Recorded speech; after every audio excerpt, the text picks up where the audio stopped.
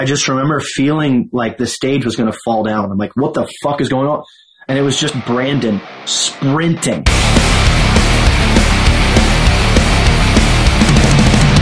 Hello. Hey, Porter, how are you, man? There he is. How are you, buddy? I am fantastic. How are things? Can't complain at all. Cannot complain. Wouldn't do any good if you did, though, right?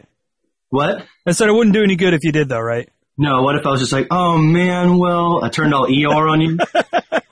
like your local barber, it's like, well, tell me what's bothering you. Yeah. Has anyone ever been like, oh man, horrible, and just ruined your show? I did get that once. I was like, how you doing? It was like, well, let me just tell you about the stuff going on with my family right now. And I was like, so we're doing this. All right, cool. This is a place you come with good things, right? Like Right. This isn't a world where you come and don't unload your problems. But all is well. I don't have anything to unload. Everything is wonderful. Fantastic, man. Well, it's great to see you, man. I'm glad that we got to connect here. And you guys, you got a big week ahead of you. Oh yeah, it is. It's an exciting times. Like I said, man, we have a lot coming up. It'll be almost a year to the day, give or take, that we finished this album. So we've been. I want it out, just you just want people to hear it. Yeah. So, actually, a lot of people here in Wichita, last time we got to see you was the tour. I think it was early 2019 with Motionless in White. Yep. I think was that tour. I actually had the poster from that tour on my wall in my apartment. So I've been a big fan of you guys for quite some time. And you grew the beard because you were inspired by me, right? Exactly. It was just a little guy, and I was like, that guy Porter, man. I aspire to be like that. That's crazy. No, that's awesome. I honestly and I'm not just saying this, I really, really like your town. Yeah. Like, A, of course, the shows are awesome, but B, it's just a beautiful town. I do something called the Photo Odyssey, where I go around, I have people sign up before the show. I meet with people in the early afternoon. I teach them how to use a camera or their phone. However, we walk around and I encourage them to see the world just a little bit different. Yeah. And in that day, there was twice I think I've done it in Wichita. I was just like, damn, this has some architecture. It's got some really cool brickworking. Mm-hmm. And you have great tacos. I had tacos before with the show. Oh, yeah. The taco trucks are just incredible in town. Honestly, I lived in Oklahoma, which is considerably closer to Mexico, in Texas, where you would think the tacos would be better. There's a couple trucks here in town that if I see them on a corner, I will stop. Even if I've eaten within the last 20 minutes, I'll stop and get more tacos. Gotta do it. I like that. Yeah. Yeah, man. When you're in Wichita next time, let's go do some photography stuff. Cause I didn't know you were a huge photography guy as well. I actually have a degree in journalism. I studied photography for at least a semester, but I mean, I've been taking one day bands. Have you gotten out?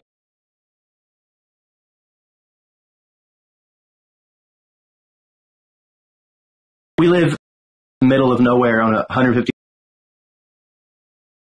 for everything.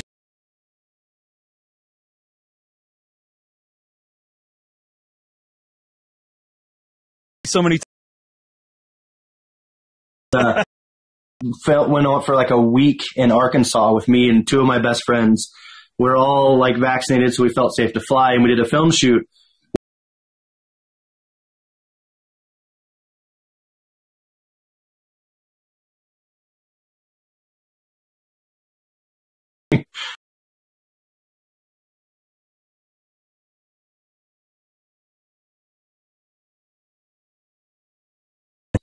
The entire 22 song, both sets. So it was really fun. I'd never done that. I've always wanted to. So that was a cool experience. And, it was the first time playing with the five of us together in this chapter. Mm-hmm. And, it was exciting. It just makes me really want to play an actual show because you play there and you're going on. I mean, so much of our live show, as you're aware, is interaction. And there's so much about that. Not only for our band, for every band, but especially our band. I try and connect with each member of the crowd as best I possibly can. So when you're doing that, there's a lighting guy, the laser guy, sound guy, Brandon's wife. Yeah. And in between songs, you hear Brandon's wife woo! And you're like, thanks, Ash. It's so strange. So, I'm excited for for actual shows to happen. But yes, that was a blast. Was it odd performing for just like, 10 people and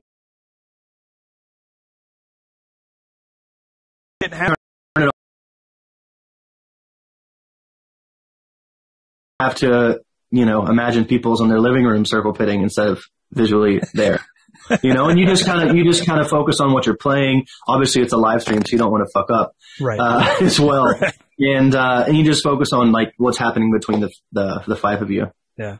The end of 2019, which was probably the last time you guys were out on the road, you did that 20th anniversary tour. You guys are known to do some pretty cool stuff, with your show and your presentation. You did a full, fan request for the set list that you did on that tour. We had the fans, it was like one of the bracketed type things. Gotcha. And it was interesting to see what songs were or were not chosen. Like, I was shocked many times. Yeah. And there was those head-to-head battles. I'm like, that one's going to win. And nope.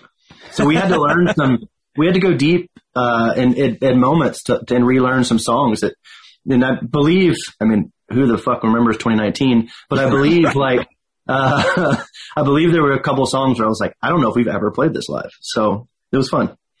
And then, once you got done with that, pretty much everything shut down once you were done. You got to finish that tour, right? We did. And we got even, we had started recording Baptize, and then we went to Australia actually as a break in between. We did half of the record and then went to Australia. And that's when everything, I remember the moment we were leaving Perth, the promoter was like, we were getting on the flight. He was like, yeah, there was a case in Perth last night. The first one. Wow. So I was like, well, fuck, I was in a circle pit with 300 people. You know what I mean?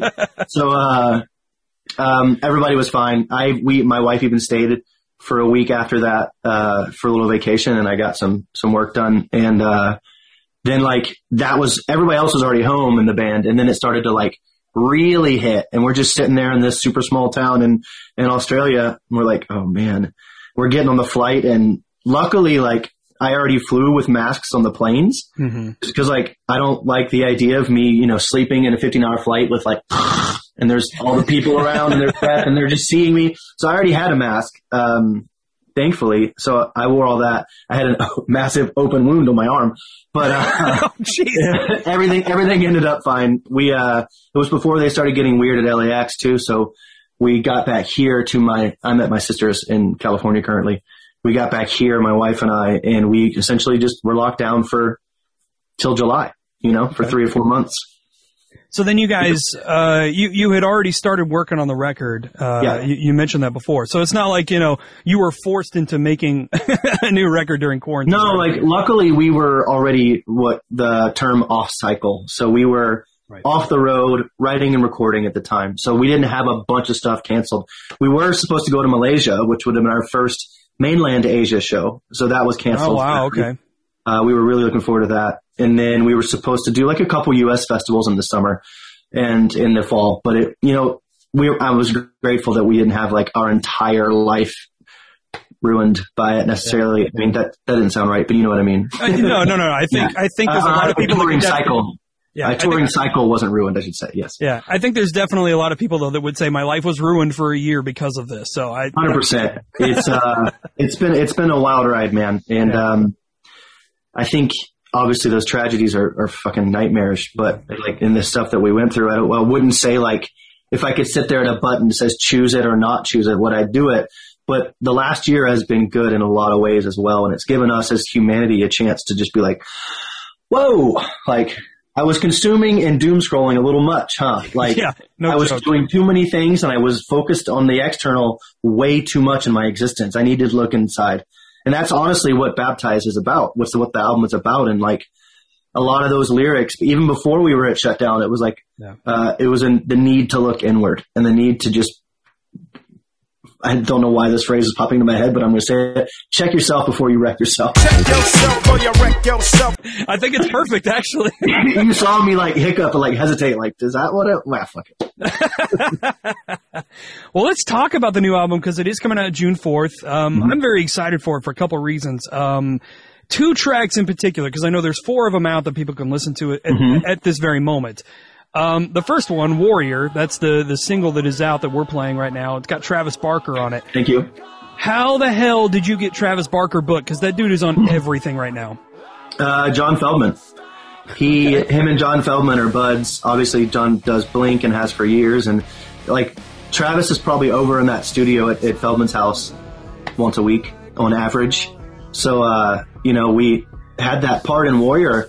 We wanted to do like kind of a cadencey sort of drum thing. And we were like,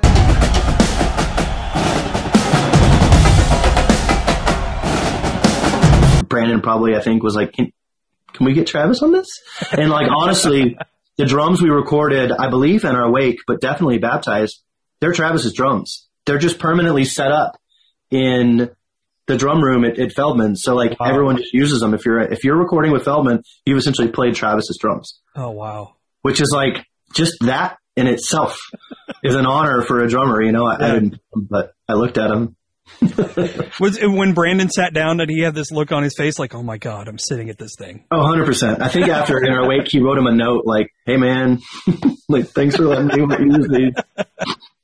Well, Warrior's great. I mean, it fits in with everything that you guys have done in the past. Big, anthemic, kind of stuff. The hook gets stuck in your head. I think the Warrior hook gets stuck in my head at least once a day right now. So, awesome. I think that's a great sign. The other track I want to talk to you about is Underrated, which, like I said, normally you guys write some stuff that's big and anthemic and, everything Atreyu does, puts this big smile on my face. And I feel like I'm just being washed over by this huge sound. Yes. This is the first Atreyu song that made me do like the stank face. I was just like, that opening is just incredible.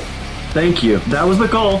Yeah, I'm glad it was accomplished. As you know, if you've followed not you, but everyone, if you followed our career over the years, like, we're never going to write the same song twice. We always want to challenge ourselves. We always want to try something new. And I believe we may have hit parts where you got the stank face, but that was just like our goal. Like that riff started to happen. We're like, oh yeah. Oh fuck yeah. Yeah. And, I love the dynamic of the voice or the vocal. Geez, use your words. Of the different parts in the verses, and how the ebb and flow of that is. Like, I love that song. I love the song. I love the message. I love everything about that. Like, I wanted when Warrior was going to be released, I didn't want to do Save Us into Warrior because, like I said, we've written a few lines in our career. Like, we're a heavy band, yes, but we're also the potential to do The Time Is Now, The Warriors, that sort of stuff. Yeah. And I didn't want to fully upset with everything, especially that's happened with our band. I didn't want to fully upset everyone by just releasing Warrior. I was like, we need to do that and Underrated at the same time. So people are like, oh, right, this band can do it all and does everything. Yeah. That's one thing I really love about Atreyu is that there's always been a very diverse sound because it seems like there's a lot of different personalities in the band as well, which all contribute to that sound. You've got 100%. The dark, heavy, just brutal stuff, but then you've got that big anthemic sound, and I mean, it really does contribute to a unique texture in the rock world that, you hear a song and you're like, oh, that's Atreyu. Like, right away, that's an Atreyu song. That's awesome. That, I use that sort of sentiment in line quite often when talking about the band is like, we want to be, and we are not these bands. I'm not putting myself on the same parallel level, or maybe parallel, but not like the same level as like the Queen or Linkin Park. Like, they're going to do a lot of different things, but you still know it's them. Yeah. And like I said, like, we don't want to write the same song twice. Like, why would you eat the same piece of pizza every day when fucking tacos and pad thai and ramen exists? Like, there's so many good foods. Why would you just do that? So we're not going to write Bleeding Mascara 27 times. You know what I mean? Right. So I enjoy that you ingest our music in that way, because that is definitely, like, at least for me, an actual goal. Like, I want there to be the thread that binds it all together, but well, your fan base too is very much following, with the ebb and flow of the band too. Cause you get some fan bases that, like, they hear a slight change in the tone or the taste of the music a little bit. Oh, screw them. They sold out. Oh, I mean, believe me, we still have those people. But it's like, those are the same people that are like, man, you sold out now. You're just such a, such a weak sound. Like, it's not heavy at all. I want you to write songs like X's and O's again. And you're like, have you heard X's and O's?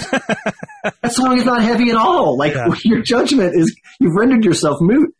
Anyways. That's like, I think X's and O's is probably the closest thing you guys have written to like a pop song. It's pretty close. Yeah.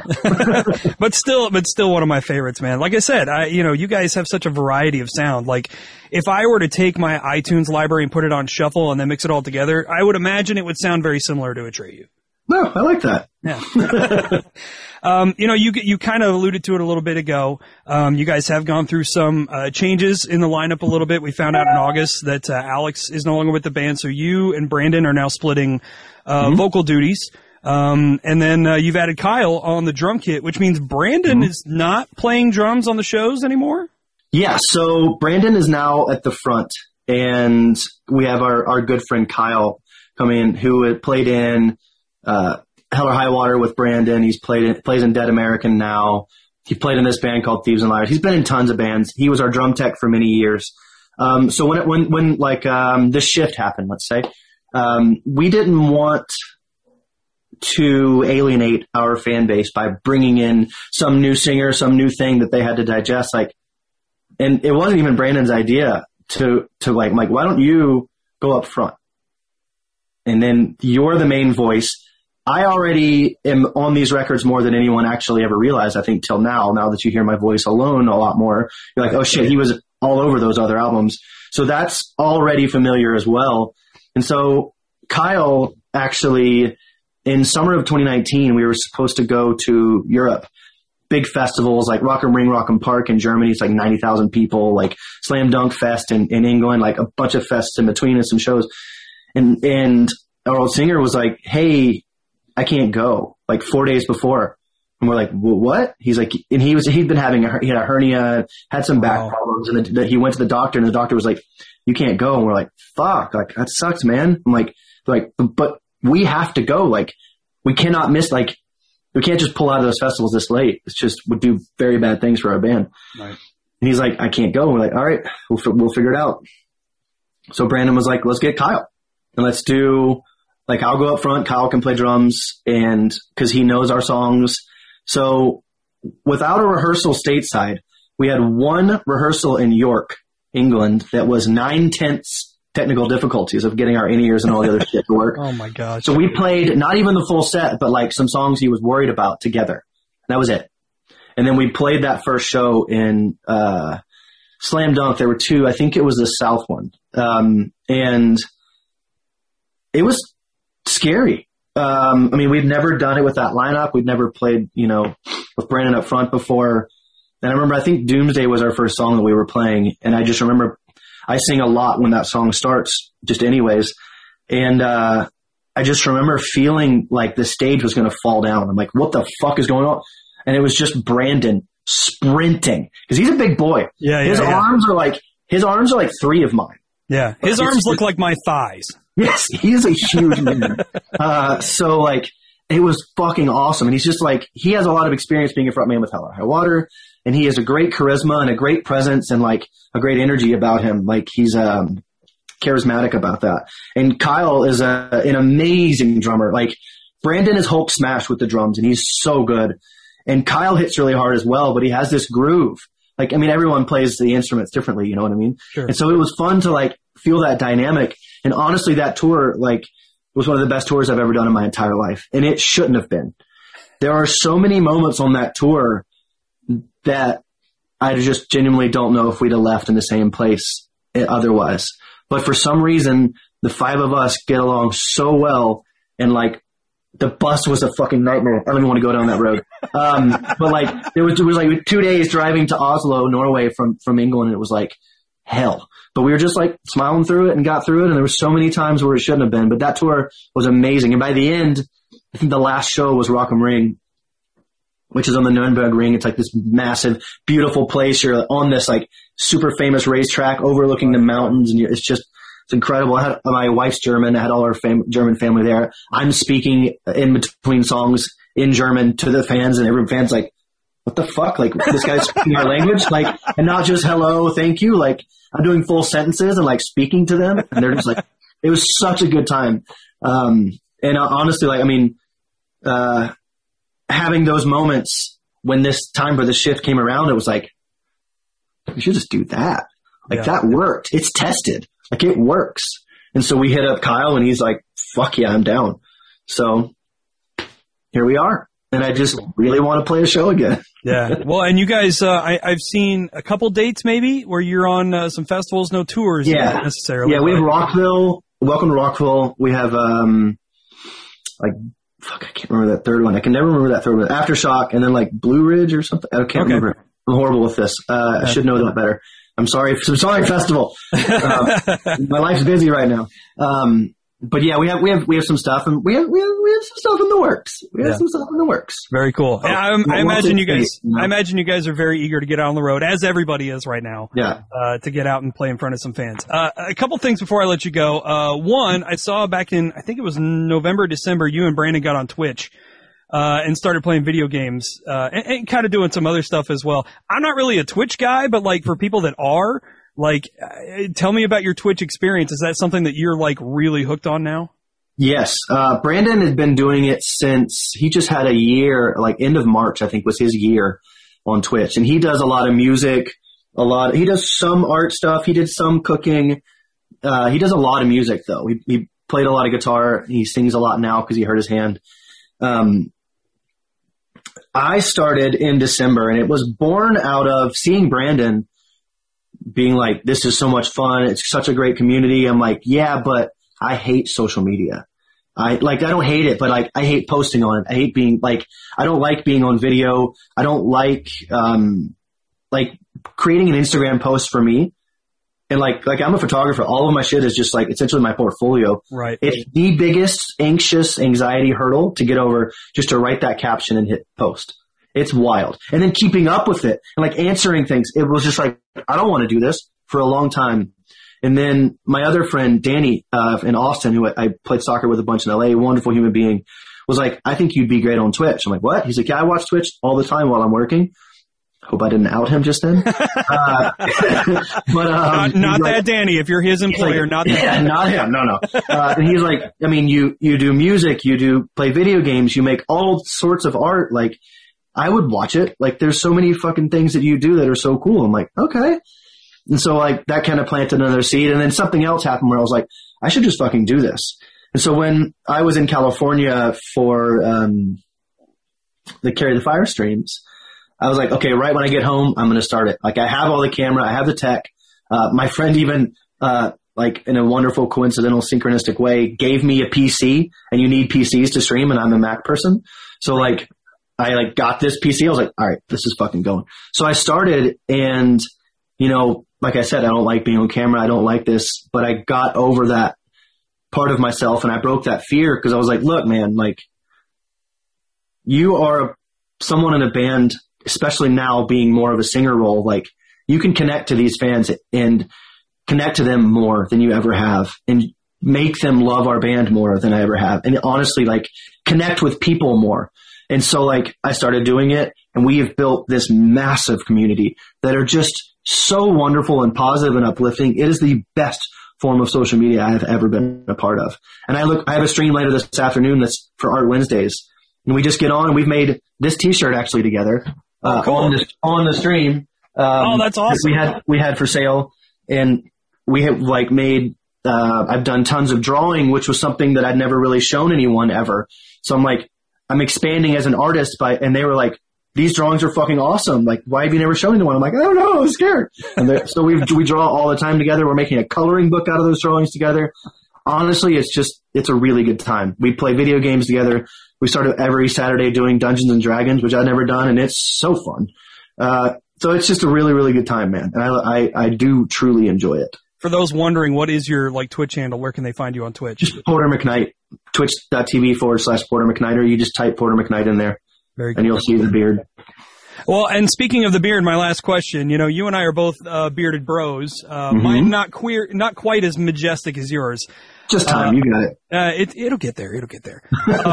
I'm wondering if you have the same problem I do over the past year, wearing masks, that you get the COVID wave, or as I've also come to know it, the Corona crease. I don't have it here. I bought a mask off Etsy, some place in Canada, that goes around the ears and it comes down. Oh, it goes like down and around it, so it just kind of supports it. You also look like a belly dancer, which is cool. But it just comes down and it doesn't crease it. But yeah, I genuinely feel like I have more of a crease here than I did before because of mask wearing. Yeah. So I try to wear that one if at all possible. I don't know if people would like the belly dancer look on me, because I mean I got a big enough belly as it is. Like, no, it doesn't. It's not that bad. I'm just joking. Okay. You should try it though. It was like $15. It's worth a shot. Well, hey man, new album Baptized coming out June 4th, very, very quickly. Very excited to hear everything else on the record. And actually, you just launched something on the website. You can hear like 6 seconds of each one of the songs. Started just recently. Yep. As of yesterday, there were 2 songs. So you can hear clips of Strange Powers of Prophecy and Baptized. So I don't know what's out today. There's a new one today. And Brandon made a video of like, this got me so hyped. And I was like, yeah, right. He's like, I even know the songs and I'm hyped. And I listened to it. I'm like, oh shit. Yeah. Like, I'm hyped too. And I went and I listened to the album after that. I was like, I just need to hear the whole thing now. Sorry. Perks of being in the band. Straight from Porter's mouth. When you hear the first 6 seconds, you're going to want to listen to the whole record anyway. It's true. Awesome. Baptized coming out June 4th. I'm very excited for you guys. Excited to hear what you've got coming up for on the road. And I don't know, maybe we catch you at a couple festivals this summer as well, man. Or I guess in the fall. Most of the festivals are in the fall now. Yeah. We have a couple in the fall. Maybe we'll get on some more stuff. But either way, let's shoot some photos and eat some tacos. Dude, I'm down for it. Porter, thank you so much for the time, man. I appreciate it. Thank you, Meatball. Later. Right. See you, dude.